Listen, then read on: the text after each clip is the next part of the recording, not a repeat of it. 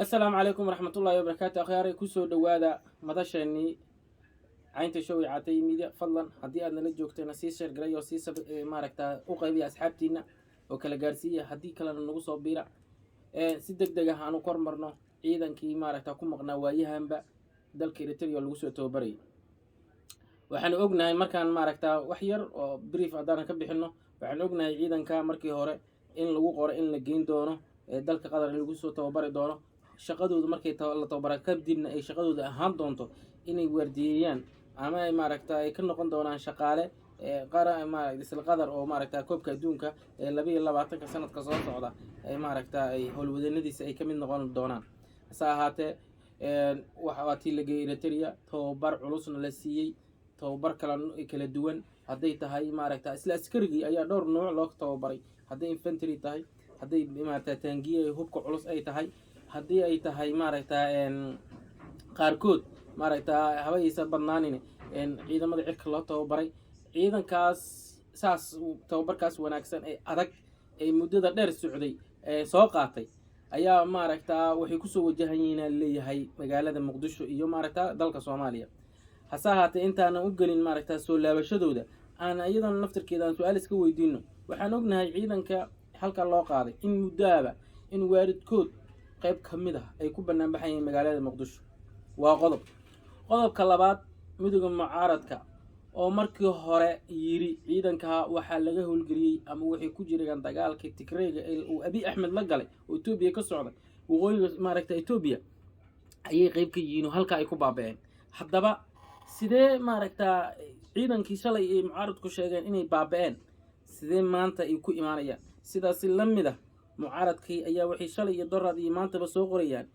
in ciidanka maaragtaa dawladii waqtigeedu ka dhamaaday ay soo wadato rabto maaragtaa dalka in maaragtaa ay ku qabsato su'aal kala dhalanaysa ciidankii shalay baaba'ay oo ciidankii dagaalka galay oo jabay oo wax dhintay wax dhaawacma noqdo la waayay idaacadihii meel walba la taagnaa sidee maanta inta dalku yimaadaan ay u qabsanayaan dad maaragtaa ma dad soo xabaala toosayba sidee suurtagal u tahay maaragtaa dadkii shalay dhintay inay maanta magaalada Muqdisho ama dalka Soomaaliya oo farmaajo ku qabsado waaba dhinteen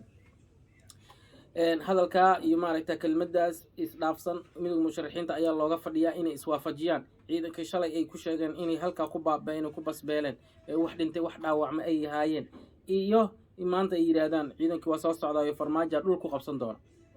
taa ayadan waa fadhina hase ahaatee marka anagu aan maaragtaa sii wadano ciidanka wuxuu ku soo fuulaya dalka meelo kala duwan ayuu soo gali doonaa meelaha ugu xasaasiyan oo maaragtaa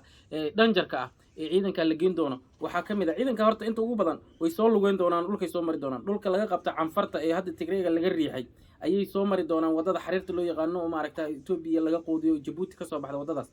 markay soo baxdo waxay ku imaan doonaan jamhuuriyadda waxay ka soo gali doonaan Gooldogob ee mudug halka ayay ka dhaqaaqi doonaan waxay ku sii socdaan magaalada Garowe ayay fariisame ka sameeysan doonaan sidaas la mid ah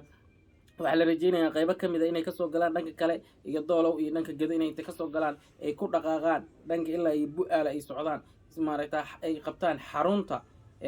maaragtaa magaalada xarunta u ah Jubbaland